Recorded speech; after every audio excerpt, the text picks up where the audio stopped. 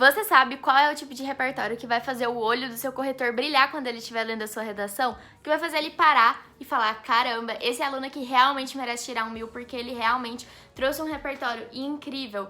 Então calma, não é clickbait, eu vou te contar que tipo de repertório é esse para você colocar na sua redação e ao final do vídeo eu ainda vou dar um exemplo de uma redação que eu fiz isso. Mas antes de tudo é preciso cumprimentá-los, né? Então estudantes de todo o Brasil, olá!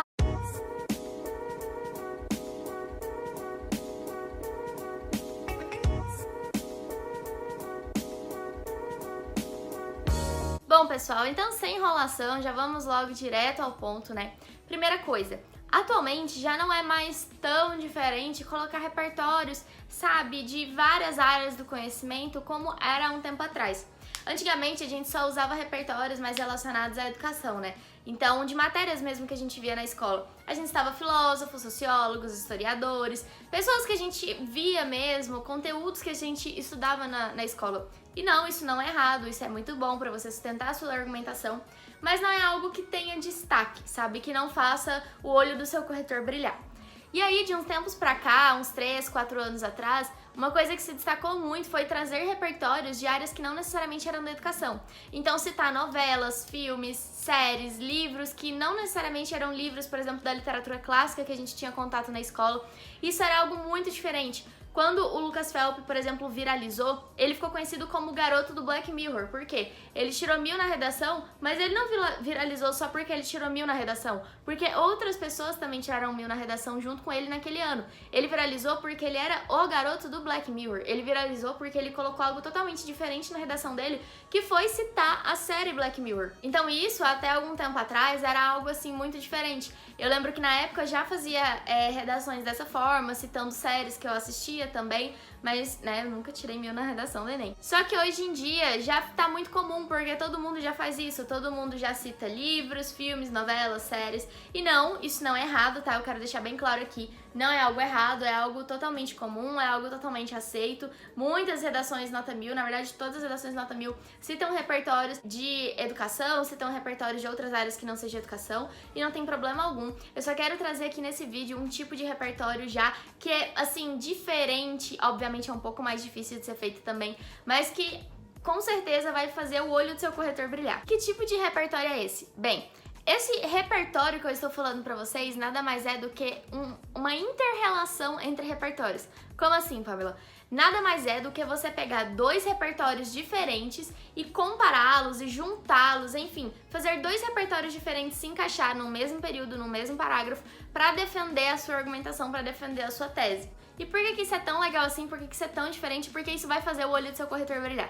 Bem, por 3 motivos. Primeiro motivo, a maioria das pessoas fica em dúvida na hora de escolher um repertório ou então tem dificuldade de lembrar algum repertório, alguns realmente não conseguem lembrar de repertório, acabam não colocando ou então acabam trazendo dados da coletânea, mesmo que seja de uma forma diferente da que estava abordada lá nos textos motivadores, ou então simplesmente não coloca repertório-chave que todo mundo já conhece, que assim já passa bem batido. Então, só de você fazer isso, mostra que se você está usando dois repertórios de uma única forma, significa que você tem repertórios, ou seja, mostra que você não está com escassez de repertórios. Isso mostra que você tem domínio, que você tem conhecimento e com certeza sabe muito, não só dessa área, mas também conhece muitos repertórios que o recorte temático trouxe, né, na sua redação. Segundo motivo, esse tipo de repertório mostra que você tem um poder de síntese. Por quê? Citar dois repertórios de uma vez só, conjuntamente, fazendo uma correlação entre eles, intrinsecamente, para defender o seu ponto de vista, mostra que você tem um poder de síntese muito bom. Por quê? Quando você coloca um repertório já na sua redação, às vezes você já perde ali 1, 2, 3 linhas só com o repertório, escrevendo a frase, ou então o pedaço da música, né, a letra da música, enfim, ou então simplesmente explicando, justificando mesmo o seu repertório. Agora imagina colocar dois repertórios juntos, você gastaria muita linha. Então se você realmente consegue juntá-los de uma forma eficiente, mostra que você tem um poder de síntese muito bom. Ou seja, mostra que você manja também da escrita. E o terceiro motivo desse repertório ser tão incrível é porque ele demonstra originalidade. Isso porque vai deixar claro para o seu corretor que aquele repertório que você está colocando não é só um repertório que você decorou ou um repertório que você foi aprendendo, é um repertório que você teve ali na hora da sua redação, é algo que você criou ali especificadamente para aquela redação. Uma coisa que eu sempre falo, fazendo uma analogia aqui, quando eu tô, por exemplo, analisando alguma redação e eu vou ver alguma conclusão. Daí a pessoa faz a retomada de tese lá no início da conclusão, mais ou menos assim. Portanto, fica claro que medidas são necessárias para resolver o problema. Eu sempre falo, tenta ser mais específico, porque essa frase, ela se encaixa em qualquer redação do Enem. Porque qualquer redação do Enem vai ter um tema envolvido, um problema envolvido. E para qualquer problema, fica claro que medidas são necessárias para resolvê-lo. Ou seja, isso se encaixa em todos os temas. Então eu sempre falo, tenta trazer palavras do recorte temático, tenta trazer palavras da sua tese, dos núcleos da sua argumentação, para ficar mais específico e não ficar algo tão geral. E a mesma forma é o repertório. Quando você cita, por exemplo, a Constituição, Sócrates, Immanuel Kant, fato social do Durkheim, enfim, quando você faz qualquer citação, é como algo que você aprendeu ao longo do tempo e está trazendo na sua redação. Mas quando você faz a inter-relação de dois repertórios conjuntamente, mostra que você fez aquilo especificamente para aquele tema. Porque se você pega, por exemplo, a Constituição, é um exemplo, né? Ela vai se encaixar em qualquer tema que esteja relacionado a direitos e deveres dos cidadãos. Quando você pega, por exemplo, uma série, ela vai se encaixar em qualquer tema que seja trabalhado ali naquela série. Então, ambos se encaixam em diversos temas diferentes, mas para você relacioná-los, eles precisam estar de acordo em um tema específico, entenderam? Quando eu dar o exemplo aqui vai ficar mais fácil para vocês. Mas enfim, é por causa desses 3 motivos que esse tipo de repertório é tão incrível de ser feito e trabalhado na sua redação. E antes de eu dar um exemplo aqui, lendo uma redação minha que eu fiz isso, eu quero só deixar algo muito claro para vocês. Esse tipo de repertório, ele é muito mais difícil de ser feito. Como eu disse, demanda um poder de síntese muito grande, uma ótima argumentação, demanda que você realmente saiba muitos repertórios, que você consiga relacionar, até porque, por exemplo, se você usar 2 repertórios num parágrafo só, você precisa de outros repertórios, por exemplo, para usar na sua introdução, para usar no seu outro parágrafo de desenvolvimento, né? Então, não tem como você, por exemplo, ter só 2 repertórios e usá-los de uma vez no seu parágrafo, não dá pra fazer isso. Então, realmente, é um nível, assim, mais avançado. Pra que eu tô trazendo esse vídeo aqui? Se você sempre tira 200 na sua competência 2, se você sempre consegue trazer repertórios pra sua introdução, para os seus 2 parágrafos de desenvolvimento, lá na conclusão você consegue retomar o repertório da introdução, então ótimo, você já consegue passar para o próximo estágio. Mas se o corretor está cobrando de você um repertório mais específico do tema, ou então uma melhor relação entre o repertório e a sua argumentação, não é hora de você fazer isso. Eu sempre falo para os meninos quando eu tô corrigindo alguma redação, que eu vou afunilando eles. Às vezes o aluno ele pode ter 100 erros diferentes na redação deles. Provavelmente, se eu perceber os 100 erros, eu não vou falar todos os 100 erros de uma vez, senão vai ser tanta coisa que ele vai acabar, sabe, se embananando. Então eu pego aquilo que é mais importante, que é mais geral, que é mais estrutural e vou trabalhando aos poucos para eu poder ir afunilando. Então, por exemplo, se ele tem um problema muito grave de, por exemplo, não conseguir relacionar o repertório com a argumentação, eu não vou ficar causando picuinha com o tipo de repertório que ele usou, porque é muito mais importante que primeiro ele consiga relacionar o repertório com a argumentação dele para depois aperfeiçoar o repertório, entende? Então, se você não está realmente conseguindo manter um patamar muito bom, se você não consegue pensar em vários repertórios, se você não consegue realmente relacionar muito bem o seu repertório com a sua argumentação,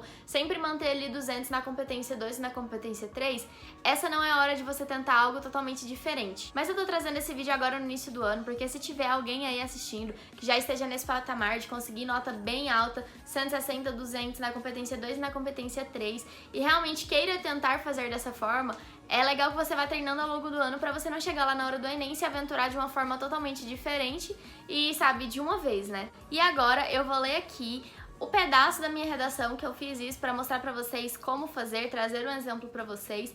E eu vou abordar mais esse tema também lá no Studigram, trazer outros exemplos lá no Studigram. Então se você não me segue lá, é @vestibuleiros. Eu trago várias dicas de vários assuntos, macetes, muito conteúdo legal pra vocês, de uma forma bem didática, bem dinâmica, pra que vocês possam aprender, assim, de uma forma mais descontraída. E se você gosta de acompanhar também, sabe, rotina na medicina, faculdade de medicina, me segue lá no meu Instagram pessoal, é @_Pamela Rocha. Eu estou começando a postar mais sobre isso lá, espero que as aulas voltem o mais rápido possível para que eu consiga gravar muito conteúdo para vocês. Então bora pra redação, né? Eu não vou ler ela inteiramente, porque senão o vídeo vai ficar muito longo, mas essa redação tem disponível lá no Drive da redação, inclusive tem todas as minhas redações que eu já fiz no meu cursinho, desde o primeiro cursinho que eu fiz até eu ser aprovada, todas as minhas redações, confiram lá, tá lá no Drive, e essa é a redação do dia 20 de agosto de 2019, todas as redações estão organizadas lá pela data, então essa é a redação do dia 20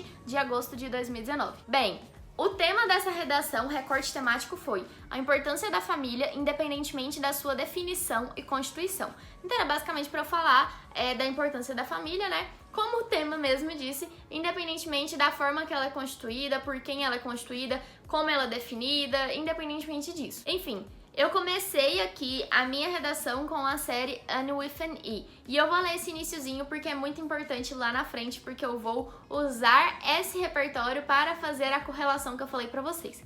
Eu comecei assim. Na série Anne with an E, da Netflix, dentre diversos temas abordados, é discutida a importância da família, independentemente de sua estrutura composicional, retratando a transformação na vida da órfã Anne após ser adotada por dois irmãos já idosos. Daí eu relacionei com o tema, relacionei com a minha tese, e no final eu trouxe assim, no final da minha introdução. Nesse contexto, é necessário discutir não só acerca das importâncias desse grupo social, que foi o que eu trouxe no meu D1, a importância do grupo, da família, né, no D1, mas também da precisão de desconstruir estereótipos e ideias que deterioram aquelas no caso, importâncias desse grupo social, né?